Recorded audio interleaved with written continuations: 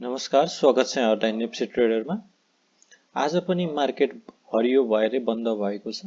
आजको दिनमा 11.17 पोइन्टले चाहिँ हाम्रो मार्केट बढेको छ भने जुन चाहिँ 0.52% हुन आउँछ र आज हाम्रो मार्केटले चाहिँ 2165.24 मा चाहिँ क्लोजिङ दिएको छ। आजको दिनको कुरा गर्नुहुन्छ भने 73 वटा कम्पनीहरूले कमाएका छन्, 131 वटा कम्पनीहरूले घाटो आज पनि बेहोर्नु परेको छ र 13 वटा कम्पनीको मूल्य जस्ताको त्यस्तै रहेको छ। टप गेनरको कुरा गर्नुहुन्छ भने बीपीडब्ल्यू, बीबीसी, यूएआईएल, बीएनटी र सीजेडबीआईएल ले चाहिँ आज टप गेनरमा आउन सफल भएको छ, अर्थात् यी कम्पनीहरूले आज एकदमै ज्यादा कमाएका छन्। टप लुजरको कुरा गर्नुहुन्छ भने चाहिँ एनआईबीएसएफ2 एउटा म्युचुअल फन्ड रहेको छ, अर्को डेभेन्चर रहेको छ जीडब्ल्यूएफ गुडविल फाइनान्सको, त्यस्तै एसएफईएफ यो पनि एउटा म्युचुअल फन्ड रहेको छ। अर्को छ पीबीडी 88 यो पनि एउटा डेभेन्चर नै रहेको छ, प्राइम डेभेन्चर। त्यस्तै अर्को पनि एउटा डेभेन्चर नै रहेको छ। सर्वाधिक घट्नेमा चाहिँ आज डेभेन्चर र म्युचुअल फन्ड मात्र रहेका छन्।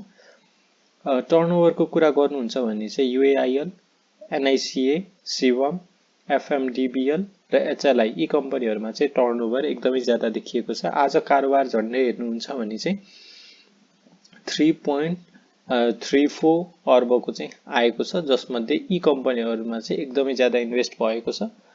भोल्युमको आधारमा हेर्नुहुन्छ भने चाहिँ केबीएल, प्रभु, यूएआईएल, एनआईएमबीपीओ र एनआईएमबी यी कम्पनीहरुको चाहिँ भोल्युम एकदमै ज्यादा आएको छ। ट्रान्ज्याक्सन वाइज कुरा गर्नुहुन्छ भने चाहिँ यूएआईएल, एमईएल, प्रभु, केबीएल र शिवम यी कम्पनीहरुमा चाहिँ किनबेच अर्थात् ट्रान्ज्याक्सन एकदमै ज्यादा भएको हामी हेर्न पाउँछौं। आज हाम्रो मार्केटमा चाहिँ टर्नओभर यति आएको छ 3 अरब 34 करोड 86 लाखको चाहिँ र 79,900 रुपैयाँको चाहिँ टर्नओभर आएको छ। आजको दिनमा 260 वटा स्क्रिप्टकै कारोबार भएको छ, जसमध्ये 73 वटा कम्पनीहरूले कमाएका छन् र 131 वटा कम्पनीहरूले पनि घाटा बेहोर्नु परेको छ। अब सेक्टर वाइज कुरा गर्नुहुन्छ भने चाहिँ बैंकिङ इन्डेक्स आज लिड गरेको छ मार्केटलाई, जुन चाहिँ 2.31% ले बढेको छ। डेभलपमेन्ट बैंक 1.22% ले बढेको छ। फाइनान्समा आज पनि करेक्सन देखिएको छ, यो एउटा ठूलै करेक्सन हो। आजको दिनको कुरा गर्नुहुन्छ भने चाहिँ एकदमै ज्यादा घट्नेमा चाहिँ फाइनान्स, त्यसैगरी अदर इन्डेक्स पनि रहेका छन्। होटल एन्ड टुरिज्म निकै राम्रोसँग बढेर जाँदाखेरि त्यो हिसाबले हेर्नुहुन्छ भने चाहिँ एउटा सामान्य करेक्सन मात्र रहेको छ 0.64% को। हाइड्रो पावरमा पनि अझै पनि एउटा आकर्षण देखिएको छैन, 0.82% को आज पनि गिरावट भएको छ। इन्भेस्टमेन्ट 0.35% ले घटेको छ। लाइफ इन्स्योरेन्समा भने आज अलिकति नकारात्मक देखिएको छ, 0.4% को चाहिँ आज करेक्सन भएको छ। हिजो र अस्ति निकै राम्रोसँग बढेर गएको सेक्टर थियो। म्यानुफ्याक्चरिङ एन्ड प्रोसेसिङ कुरा गर्नुहुन्छ भने चाहिँ आज 1.14% ले बढेर गएको छ। माइक्रो फाइनान्स 0.50% ले घटेको छ भने म्युचुअल फन्ड आज 0.25% ले बढेको छ। नन लाइफमा पनि अलिकति करेक्सन देखिएको छ 0.02% को। अदर इन्डेक्स पनि आज सबसे ज्यादा घट्नेमा चाहिँ आज अदर इन्डेक्स पनि पर्छ 0.96% ले। ट्रेडिङ इन्डेक्स भने आज झन्डै 5% अथवा 4.83% ले बढेर गएको छ। आजको लिडरको कुरा गर्नुहुन्छ भने चाहिँ बैंकिङ र ट्रेडिङ मान्न सक्छौं, तर आज हरियो भएका सबैलाई चाहिँ आज हामीले मार्केटको लिडर भन्दा चाहिँ फरक नपर्ला जस्तो मलाई चाहिँ लाग्छ। अब टेक्निकली हेर्नुहुन्छ भने चाहिँ अब कतिको पोर्टफोलियो आज रातो भयो होला, कतिको आज हरियो भयो होला हैन। तर त्यो भन्दैमा चाहिँ मार्केट नेगेटिभ भइसकेको चाहिँ हामीले भन्न अलि मिलिहाल्दैन, किनभने मार्केट बढिरहेकै छ है। सबै सेक्टरको पालो आउँदै आउँदै बढ्नु भनेको त हाम्रो मार्केटको लागि हाम्रो मार्केटको भविष्यको लागि त एकदमै उज्जवल कुरा हो हैन। सो सबैले पालो आउँदै यदि बढ्छ भने चाहिँ यो वृद्धि चाहिँ दीर्घकालीन रूप अथवा सस्टेनेबल टाइपको वृद्धि चाहिँ हुन सक्ने हुन्छ है त। अब भोल्युम हेर्नुहुन्छ भने चाहिँ हिजो एभरेज भोल्युम जतिकै आएको छ हुन चाहिँ अब यो होल र्यालीको कुरा गर्नुहुन्छ भने चाहिँ एभरेज भोल्युम आएको चाहिँ छैन है। तर लास्ट एक हप्ताको हेर्नुहुन्छ भने चाहिँ एभरेज भोल्युम नै आइरहेको छ र हिजोभन्दा अलिकति थोरै आएको छ भोल्युम आज। यसको कारण के हो भन्दाखेरि निकै राम्रोसँग बढिरहेको बजारमा भोल्युम पनि आइरहेको थियो, तर अन्तिम क्षणमा चाहिँ घट्न लागेको बेला चाहिँ फेरि रकम आउन छोडेको थियो र फेरि लास्टको 5-10 मिनटमा चाहिँ मार्केटले बढ्न सुरु गरेको थियो। त्यस कारणले गर्दाखेरि पनि भोल्युम नआएको जस्तो चाहिँ टर्नओभर अथवा भोल्युम चाहिँ नआएको जस्तो चाहिँ मलाई लाग्छ।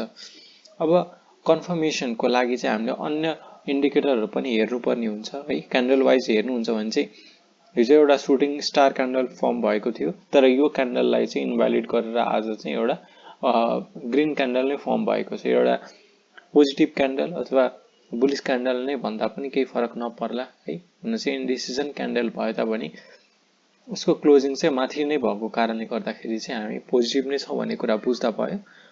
कन्फर्मेसनको लागि चाहिँ हामीले अरू इन्डिकेटर पनि लगाएर हेर्नुपर्ने हुन्छ। पहिलो नम्बरमा मैले एमएसडी लगाएर हेर्न चाहेँ।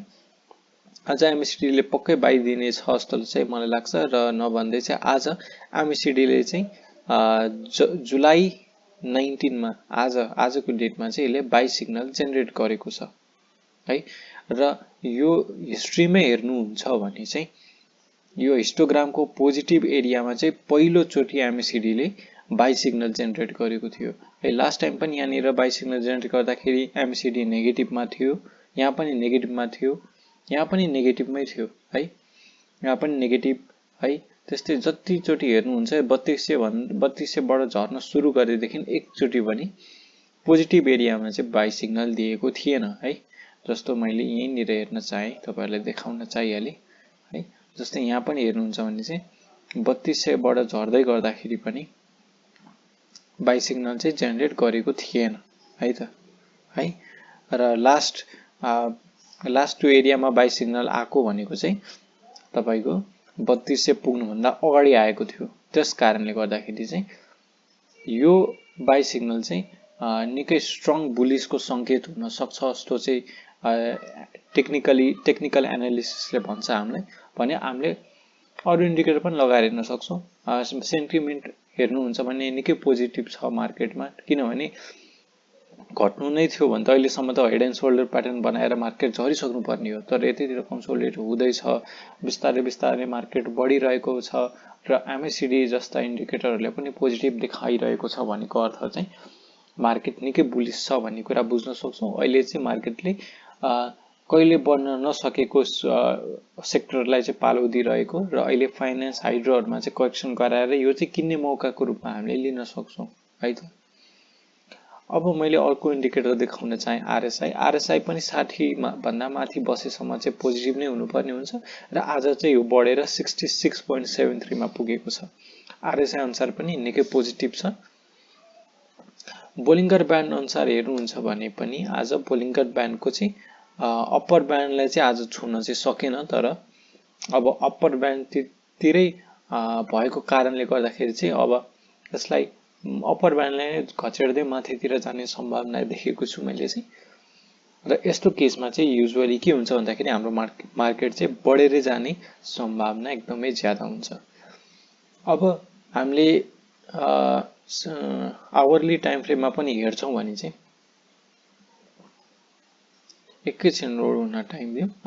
ओके, सो यहाँ हेर्न सक्नुहुन्छ आवरली टाइम फ्रेममा पनि जुन एउटा यो प्यारलल च्यानल मैले अस्ति पनि ड्र गरेको थिएँ, यो प्यारलल च्यानलमै रेस्पेक्ट गरेर चाहिँ एउटा ब्रेकआउट दिएको थियो है केही दिन अगाडि, र त्यसमै सपोर्ट लिएको जस्तो देखिन्छ है त। यहाँ हेर्नुहोस् है, यो प्यारलल च्यानललाई ब्रेकआउट दियो र यसमै फेरि सपोर्ट लिएको जस्तो चाहिँ हामीले हेर्न पाइरहेको छ। यो कुरा चाहिँ छर्लङ्गै देखिरहेको छ है त। त्यस कारणले अब चाहिँ यो सपोर्टको काम गर्छ र यतातिर हामीले किन्दाखेरि चाहिँ रिस्क एकदमै कम हुने जस्तो देखिन्छ। अब सेक्टर वाइजको एनालिसिस गर्छौँ भने चाहिँ पहिलो नम्बरमा मैले ब्याङ्किङ इन्डेक्स लिएँ, किनभने कि आजको बढेको सेक्टर है भनेकै ब्याङ्किङ इन्डेक्स हुन गयो है। सो ब्याङ्किङ इन्डेक्स हेर्नुहुन्छ भने चाहिँ यसले चाहिँ लास्ट टाइमको रेजिस्टेन्सलाई चाहिँ तोडिसकेको छ, ब्रेकआउट दिइसकेको छ है त। यो रेजिस्टेन्स ब्रेकआउट भइसक्यो, यो दुईटा रेजिस्टेन्स तपाईको 1200 तिर थियो, यसलाई पनि ब्रेकआउट गरेर चाहिँ अहिले 1312 मा चाहिँ पुगिसकेको छ है। र अब यसको टार्गेट भनेको चाहिँ झन्डै अब यसको डबल नै हुन जान्छ के। यदि हामी रोलरले हेर्छौं भने चाहिँ यो कति पर्सेन्टको वृद्धि हो भन्दाखेरि यो झन्डै तपाईको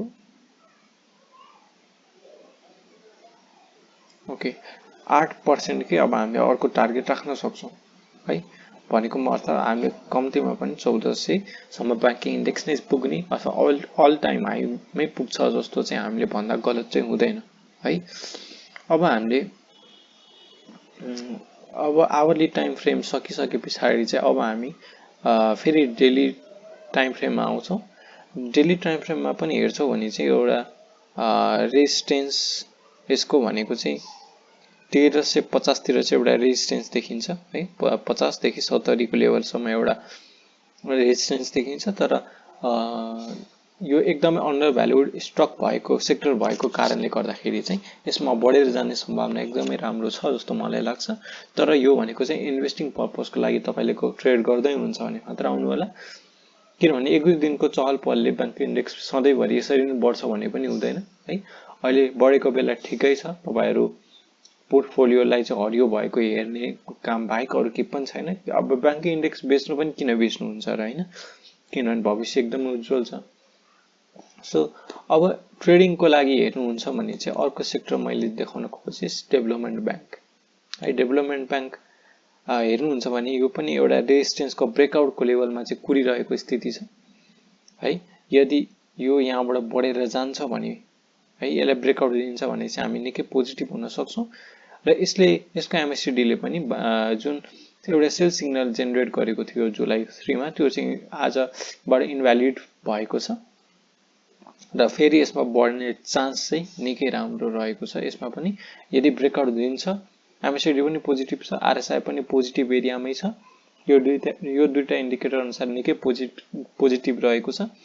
बोलिङ्गर ब्यान्ड अनुसार पनि हेर्नुहुन्छ भने चाहिँ अप्पर ब्यान्डलाई घचेड्दै माथि गइरहेको स्थिति छ। यसले ब्रेकआउट दिने सम्भावना एकदमै ज्यादा रहेको छ। त्यसकारण डेभलपमेन्ट बैंकमा पनि तपाईले इन्ट्री गर्नुहुन्छ भने चाहिँ निकै धेरै नाफा चाहिँ कमाउन सक्ने चान्सेस चाहिँ मैले देखेको छु। अब कुरा गरौँ फाइनान्स सेक्टरको। फाइनान्स हेर्नुहुन्छ भने चाहिँ एउटा रेजिस्टेन्सकै लेभलतिर कन्सोलिडेट गरेर बसिरहेको स्थिति छ। यदि हामीले इन्डिकेटर लगाएर हेर्छौं है, जस्तै अहिलेलाई चाहिँ हामीले के हेरौं भन्दाखेरि चाहिँ एमएससीडी नै हेरौं भने चाहिँ अहिले सेल सिग्नल आउन पो खोजेको जस्तो देखिरहेको छ है। र अहिलेसम्म सेल सिग्नल आइसकेको चाहिँ छैन, तर एमएससीडी अनुसार चाहिँ पोजिटिभ चाहिँ छैन है।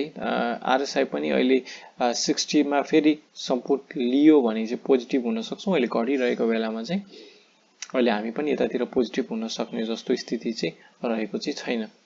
एउटा बोलिङ्गर ब्यान्डको अप्पर ब्यान्डमा चाहिँ छोएर यसले त्यहाँ चाहिँ तल झर्न सुरु गरेको छ। अब घट्दै आउँदाखेरि चाहिँ यही पनि एउटा करेक्सन सकिन सक्ने सम्भावना हुन्छ, किनभने एउटा प्यारलल च्यानलमा यो पनि बगिरहेको स्थितिमा छ अहिले है। यहाँ हेर्नुहुन्छ भने चाहिँ यो पनि एउटा प्यारलल च्यानलमै छ।